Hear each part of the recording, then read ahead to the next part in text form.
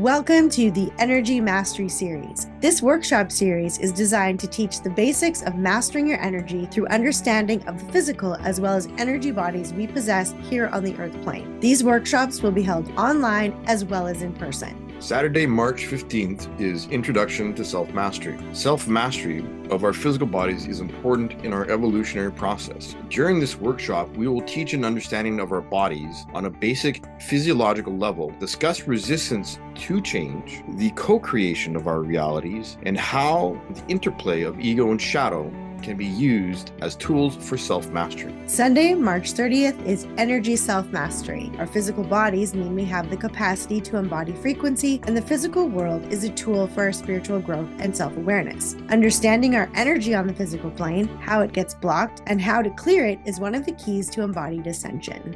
Sunday, April 12th is Creative Energy Mastery. In this workshop, we will focus on the lower Dantian, home to what is often referred to as the root and sacral chakras, or the womb portal. This is where the creative energies of the divine feminine and divine masculine work together to create our realities.